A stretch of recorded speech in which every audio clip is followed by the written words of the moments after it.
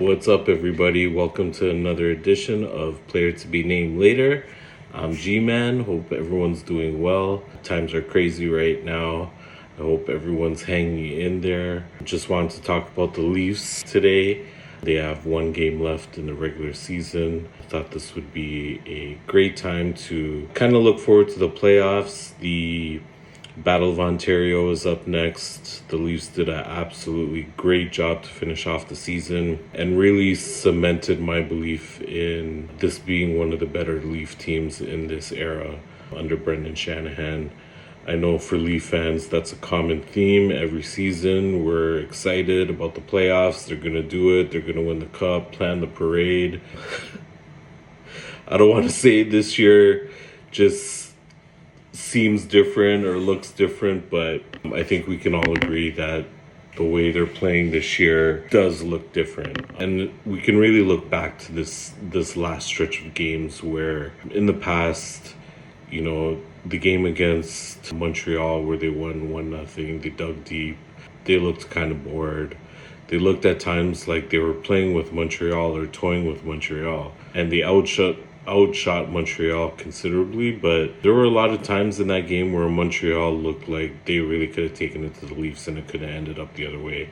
I think the goalie situation that the Leafs have with Stolars and Joseph Wall looks absolutely great. I think that's one of the top two reasons this team can do some damage this year, because it seems like when they need saves, they get saves. Stolars last night, for instance, even though it was the second last game of the year, most likely they were going to get the division anyway.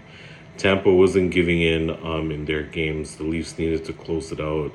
And even though the game was kind of close there for two periods, they really stuck it to them in the third period. Stolars came up big all game. Shots were close. Buffalo had their chances. Buffalo didn't even look like they really cared. In fact, it actually looked like if Buffalo had something to play with, had something to play for, they might have taken that game from the Leafs. But the Leafs, you know, they dug in.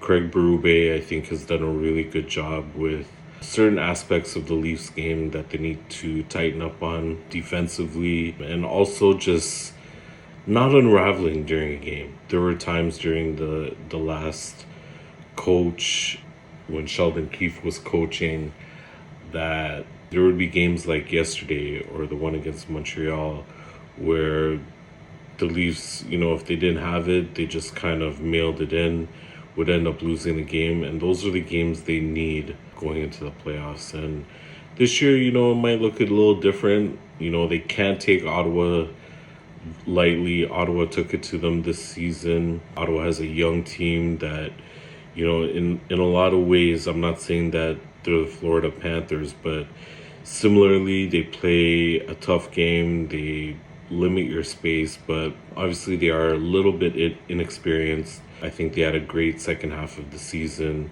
Brady Tkachuk will be coming off an injury, so, you know, usually you're like, you don't know how he'll look, but it's Brady Tkachuk. He's going to look good. He's going to be ready.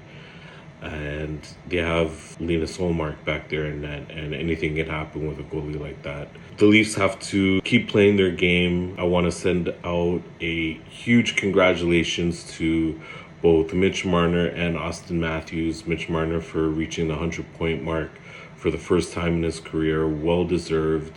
I'm glad he finally got there. There was a couple occasions in the past where he got really, really close and then couldn't close it out. And I think even, you know, when you look at seasons like that, that kind of tells the tale of what the Leafs used to be. They were just almost there figuring out their game, but couldn't get it over the hump. And I feel like Mitch finally got there. Austin getting his 400th career goal in a short number of games, 600 some odd games. He's well on pace to break some records. I won't name any, but he's definitely up there. Next year, he'll be the most prolific scorer in Maple Leafs history already. Matt Sundin has a record with 420. Austin's there with 400 already, so we know where that's going. Also, you know, you look at Willie Nylander, how he finished off the season. Didn't have too many in the last few games, but finished with 45. JT had a great year, close to 40. And you can't not mention Matthew Nyes, Bobby McMahon, who had absolutely great seasons. And it's going to be those guys that the Leafs really depend on certain times of the playoffs to come through when they need it. Hopefully they'll be getting some injured guys back, as Jake McCabe, Oliver Ekman-Larsson have been hurt. But I like the four lines that they're rolling with now. I wouldn't necessarily bring Kampf back in unless you're taking out someone like Jarn Krok. I think Nick Robertson has made his case to stay in the lineup.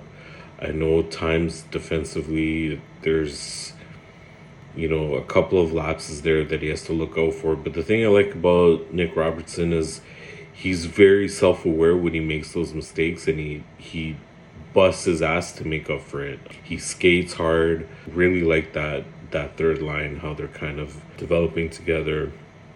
I still think Max Domi has to shoot the puck more. He just finds himself in so many good positions. I think he has a great shot that he could utilize more, but he's really unselfish. And Ty, talk to your boy, man. Tell him to shoot more, because I'd really like to see some more shots out of Ty Domi. Their defense looks great. I think, I've been really hard on Morgan Rielly for the last 2 seasons, but Morgan Rielly's starting to look like the old Morgan Rielly, and everyone knows that he plays his best hockey in the playoffs. So it's gonna be interesting as we get underway this weekend, how the Leafs look. I'm really, really looking forward to it. The power play took a little bit of a dive the last few games, but I'm not worried.